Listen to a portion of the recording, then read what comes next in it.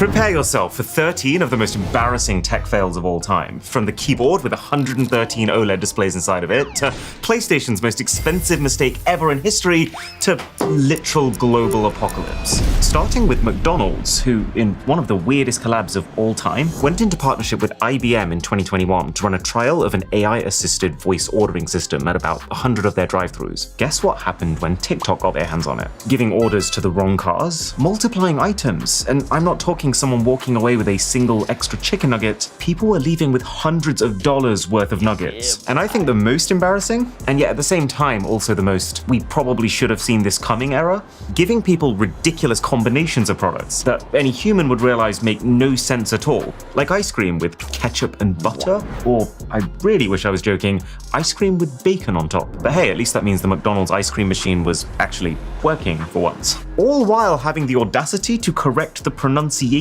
of its customers. And that says it's caramel.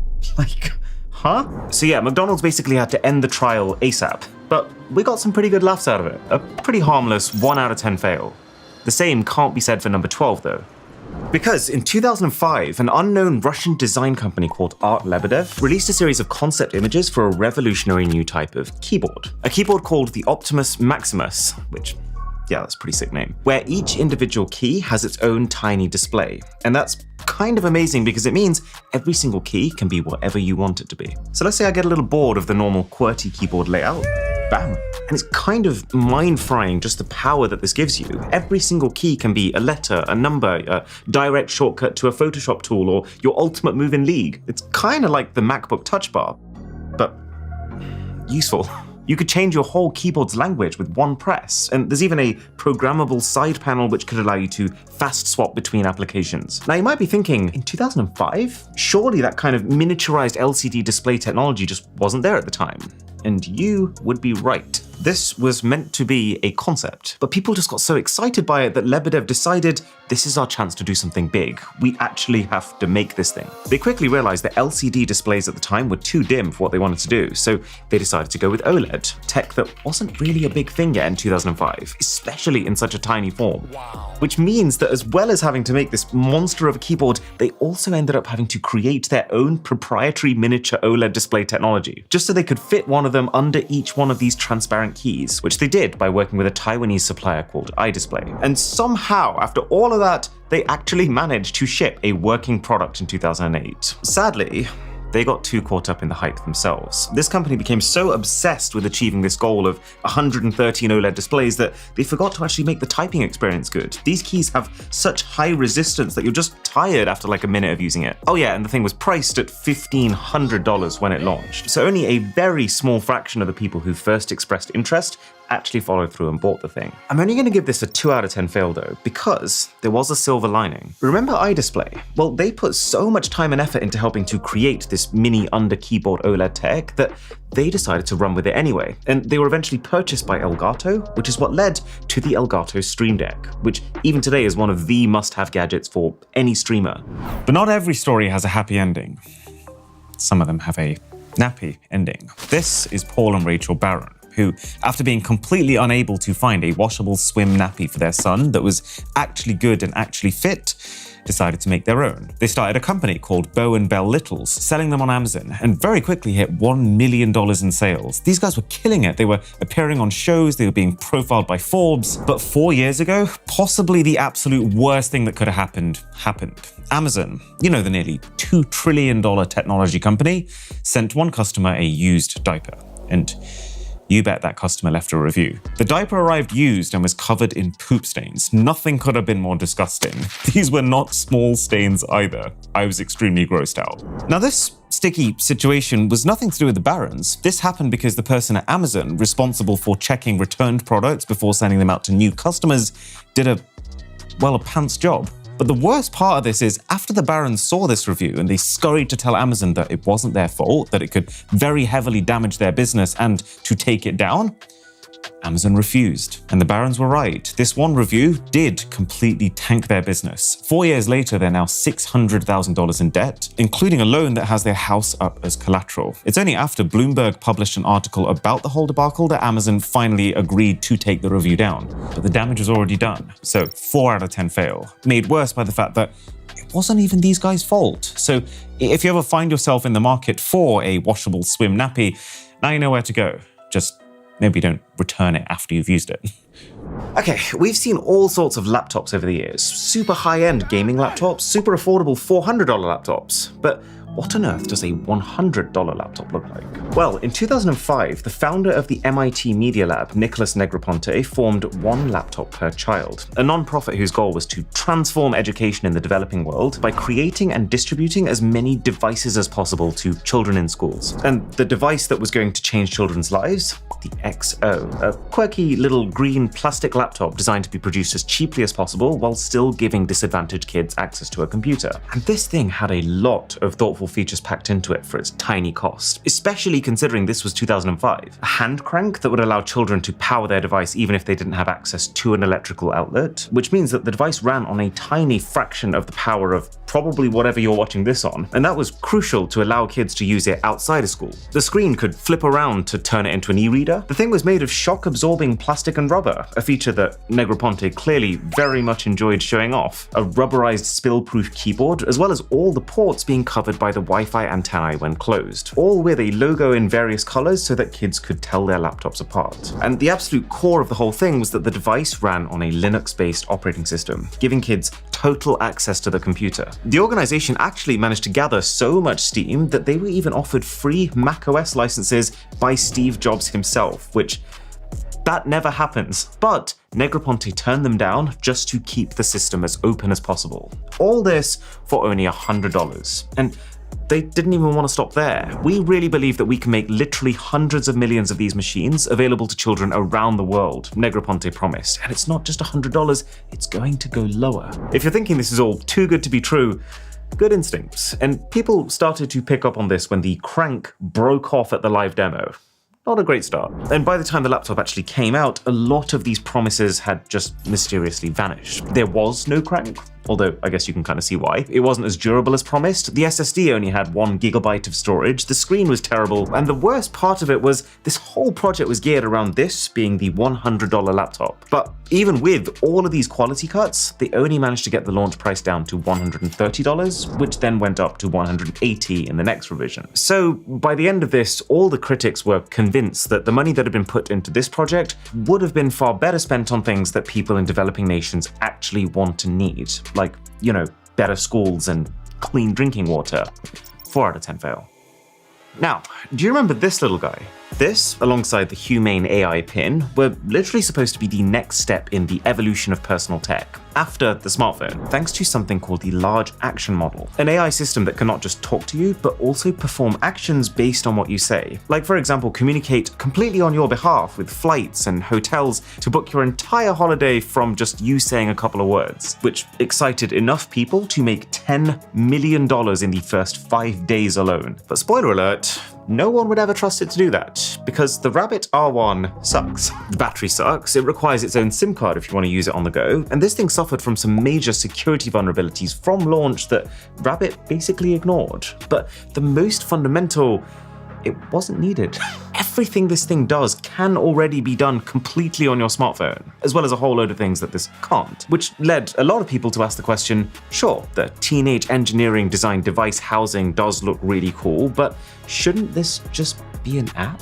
Well, turns out it actually is. Android authorities Michel Rahman managed to download Rabbit's Launcher APK onto a Google Pixel 6a and got it to run the entire R1 experience, which really does make this device the final boss of this meeting could have been an email.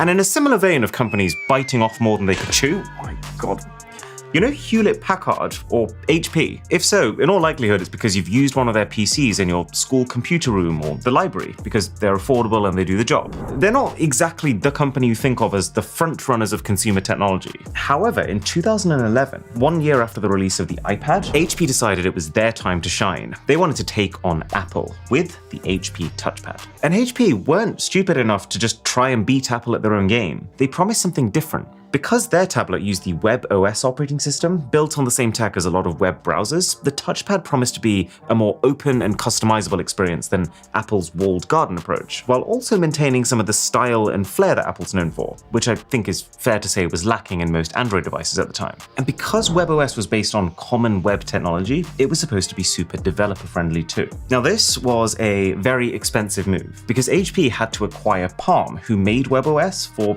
close your eyes, $1.2 billion.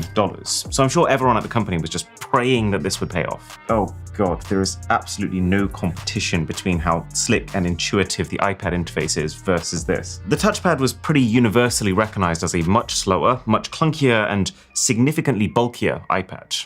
Nobody wanted this thing. And do you know what makes it particularly embarrassing?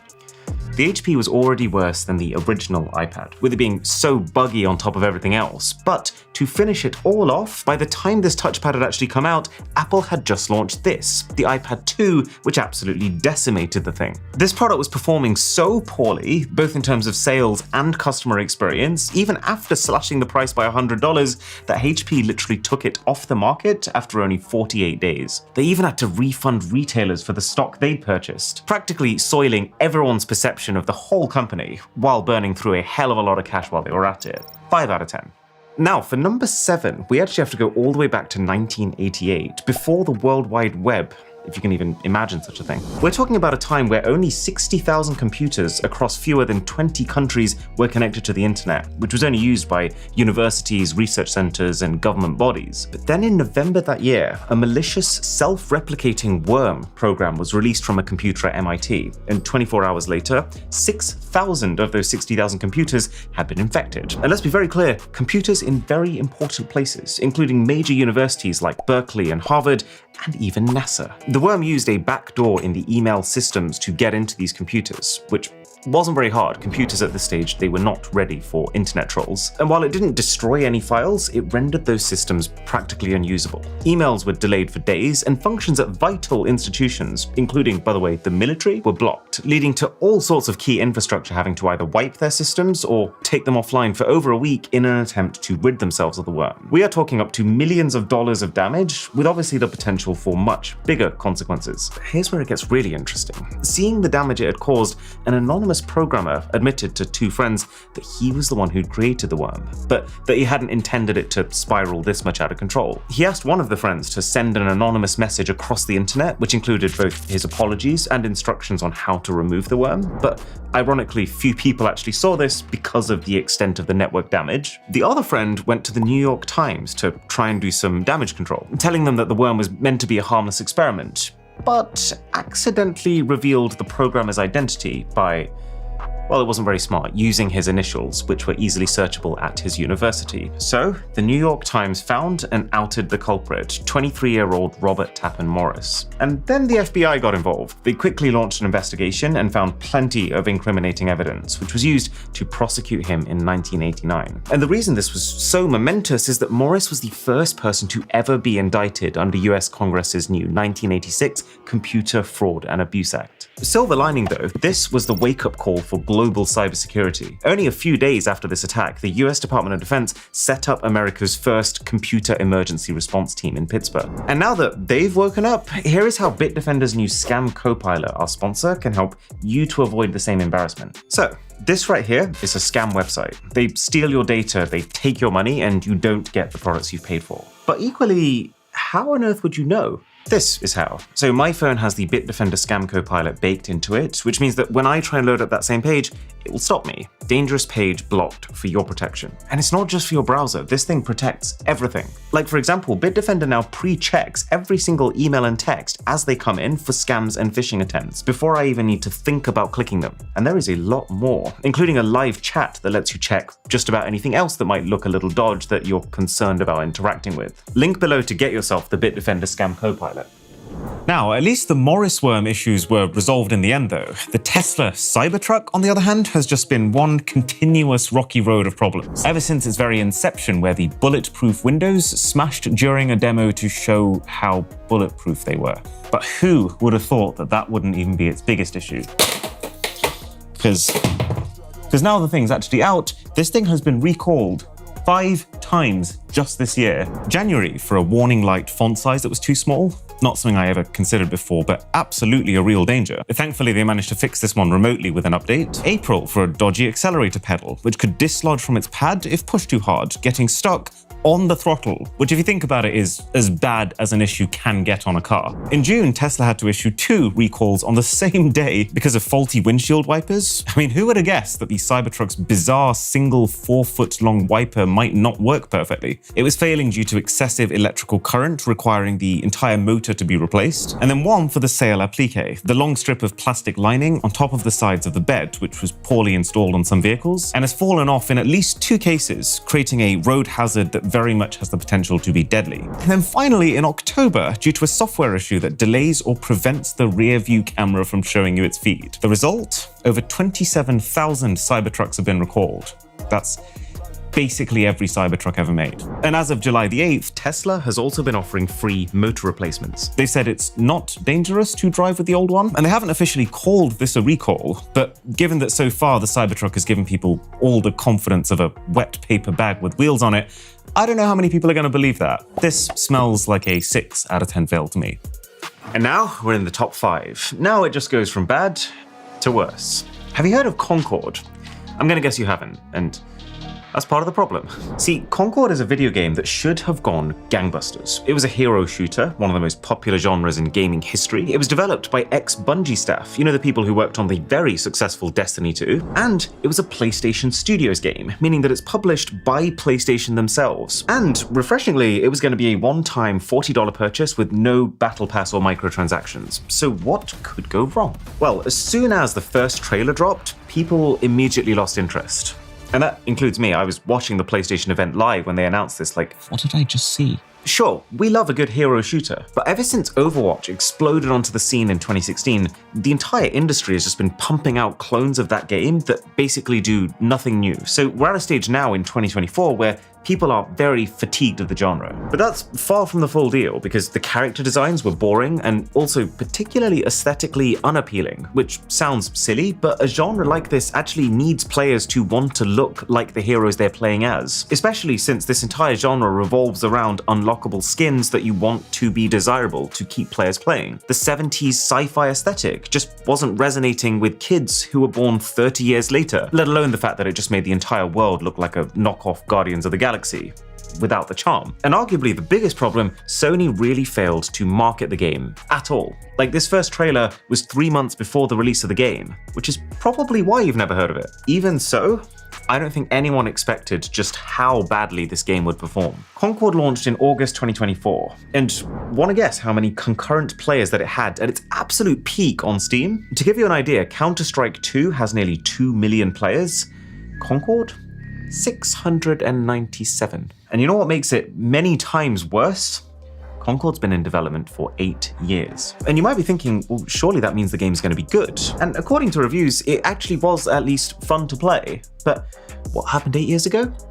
Overwatch. This thing is so clearly yet another copycat trying to cash in on the genre, except unlike games like Paladins or Valorant, which have their own twists, this game took so long to make that it's both completely missed the hero shooter hype window, while being based on the Gen 1 product that in itself is now outdated. I mean, Overwatch 2 is already out now, and even that is struggling. But the single most embarrassing part of this misadventure is that Sony saw Concord's paltry player numbers and decided that instead of giving this game a chance, trying something new with the marketing, like, I don't know, just off the top of my head, telling people the game existed, that they would shut the servers down forever after 2 weeks of them being live. They invested a rumored $400 million into developing this thing, which would make Concord easily PlayStation's most expensive game ever. Even The Last of Us Part 2 only cost them $220 million, although there are other rumors saying that this was closer to $150 million. But either way, surely it was worth just risking a little bit extra just in case they could scrape some of that back? Easy 6 out of 10 disaster here. That didn't sound good. And now you can just get ready to lose all trust entirely in the ability of big companies to actually look after you, starting with the Snowflake hack. So Snowflake is a high-security cloud storage provider with over 9,800 corporate customers, including giants like Santander, Ticketmaster, and AT&T. So all of these massive companies will store their customers' private data using Snowflake. And all three of those companies were affected when a hacking group compromised Snowflake in April. The hacker group, who call themselves the Shiny Hunters, which is another name for people who spend hundreds of hours in the Pokemon games searching for rare shiny versions of them, got straight into the company's Snowflake accounts, stole the data in them with the intention to sell that data off. They used info-stealing malware programs to infect systems not owned by Snowflake themselves, but likely devices owned by Snowflake's customers, companies like AT&T, who would often save their Snowflake login credentials on their own devices too. And honestly, this hack sounds like it was a whole lot easier to pull off than actually finding a shiny Pokemon. People need to remember that storing your data in a locked down server is fantastic, but it doesn't mean anything if the passwords to access that server are literally sitting on your desktop. Your security is only as good as the weakest link in your chain. And yet these fruitcakes didn't even enable two-factor authentication on their machines. And the impact has been bad. The hackers got away with 1.3 terabytes of personal info from 560 million Ticketmaster accounts, including full names, addresses, email addresses, phone numbers, even payment card data, which they are selling for $500,000 on Breach Forums, a notorious cybercrime platform that they own. AT&T was hit even harder with info from, I quote, nearly all of their tens of millions of customers stolen, including which numbers those customers interacted with, counts of the texts and calls, and total call durations for specific days or months, the info from which absolutely can and very likely will be used to scam them, with tools on the internet also allowing you to find the names connected to those numbers. And this is the funniest part. AT&T has reportedly paid the group Shiny Hunters $370,000 to delete the data, the only proof of which comes from a video of the Shiny Hunters clicking the delete button, as if they aren't a criminal organization who hasn't already made a backup. I'm cringing just thinking about it. 7 out of 10 fail. So there's been a bunch of cyber attacks in this series, but when your network is down because of a hacker, you can at least blame it on them, even if it exploited a vulnerability that you should have fixed. However, you know what's a lot more embarrassing? Is when you brick your own tech, let alone basically everyone else's. Do you remember in July when it felt like the entire world had a sudden IT crisis? Well, that's because of CrowdStrike, a cybersecurity company who makes products to protect Windows. And get this, over half of Fortune 500 companies rely on them. This is not a small potatoes company. However, on July 18th, CrowdStrike pushed a minor update for one of their products called Falcon, which is a cloud-based AI-powered malware protection platform, and it wreaked absolute havoc, sentencing some 8.5 million PCs around the world to the infamous blue screen of death. I'm talking banks, TV stations, airlines were down. Like, Delta alone had to cancel around 7,000 flights. Basically everyone who used Falcon. Hospitals were canceling non-urgent surgeries, and even when stuff was running, it was often because people had resorted to doing things by hand, like this handwritten boarding pass for a flight in India. In certain parts of the US, even the emergency 911 number was down. And it's all because Falcon's little update, which happened all the time to keep up with new malware threats as the company learns about them, installed code onto people's Windows computers containing a logic error, which caused their devices to crash since they couldn't compute the impossible logic. And because the issue was happening on what's called the kernel level, i.e. accessing and editing the entire underlying system, not just the surface level stuff normal apps have access to, and because it was also a bootstrap driver, meaning it was required for the system to boot up at all, it was like the perfect cocktail to lock those PCs into an endless recovery loop. Fortunately, the fix turned out to be pretty simple, just boot it into safe mode and delete the files associated with the problem. But because of how embedded it had become, in a lot of cases it required an IT professional to have physical access to the machine, meaning that recovery was slow for many organizations, with the disruptions causing a total of not millions, not tens of millions, but $5.4 billion in direct losses for companies. Ooh. But this one is straight up bonkers. So Marina 1 was the US's first interplanetary space probe. It was designed to journey to Venus, equipped with various scientific instruments to allow it to record data.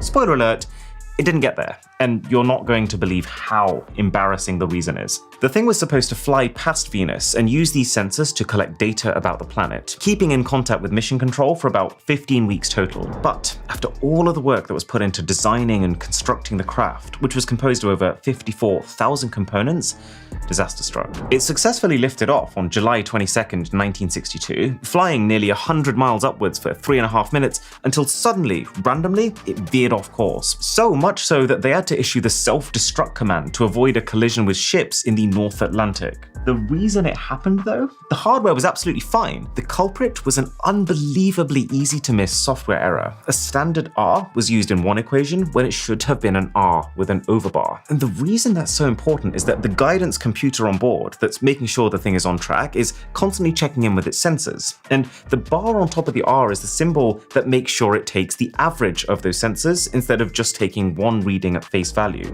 So without the correct R, the probe basically started to overcorrect its course in response to outlying data points that it should have been ignoring. The project cost them around $192 million in today's money, all thrown out the window because of a single typo. I mean, what's the most damage a typo has ever caused you? Could actually be pretty bad now I think about it. 8 out of 10 fail. The only slight saving grace being that they'd also already constructed Mariner 2, an identical probe, and because the fatal problem was a completely avoidable human error, they fixed it in about 4 seconds, and Mariner 2 was launched successfully just a month later, and was the reason that we now know Venus rotates in the opposite direction to Earth. But nothing beats the Y2K bug. Whoa. If you were born after 2000, this one's probably going to sound too insane to be true. Do you remember when everyone thought the world was going to end in 2012? Because that was the end of a 5,000-year cycle in the ancient Mayan calendar. Well, there was something just like that for the year 2000, only this one was grounded in the much more real fear of a tech apocalypse. Because it turns out that when complex computer systems were originally designed in the 60s, computer scientists figured that they'd save what pitiful storage and screen space that they had by using a 2-digit number for the year. We were very much in the 1900s after all. Years beginning with 18 were old news and 20 felt like too far away. The problem is, as the years ticked up and we got ever closer to the new millennium, people started to wonder, are computers actually going to understand that 00 means 2000, not 1900? And you might think that the only real consequence of that would be waking up on New Year's morning thinking, hey, that's funny, the clock's just gone back 100 years. There were real reasons to be worried, because as you've seen with the Mariner, small miscalculations with the input of a computer can have major consequences with the output. And in this case, industries that relied on computer-tracked dates could be affected in huge ways, like banks, which track interest daily, could potentially suddenly calculate interest at minus 99 years. And places like power plants, which track routine safety checks of things like radiation levels, could pose a threat to human life if these checks were missed. People even started panicking that planes might start falling from the sky and that people's pacemakers would just stop, that old Uncle Joe would just collapse and die the second that you go from 1 to Happy New Year at your party. So, governments raced to avert a potential computer crisis, rushing to update anything and everything to a 4-digit date. And I mean everything. I don't think anyone quite expected just how much would be spent on this. You know how some companies in this fails list have lost hundreds of millions? Here, an estimated $200 to $600 billion was spent to tackle the issue. And that's in the 1990s. And when you think about it, that is a catastrophic amount of money to burn, considering that it could have been avoided by a few computer scientists typing 2 more characters. 9 out of 10. Thankfully, the steps taken did avert widespread chaos, but the few issues that did still occur proved that the worry was warranted. For example, on January 1st, 2000, many computers did think they woke up in 1900, forcing 15 nuclear reactors across the world to shut down. Some people who did, in fact, incur 100-year bank loan interests, and hilariously, one customer at a New York video rental store who was handed a bill of $91,250. Yes, for having rented a movie for 100 years. Catch you in the next fails video, right here.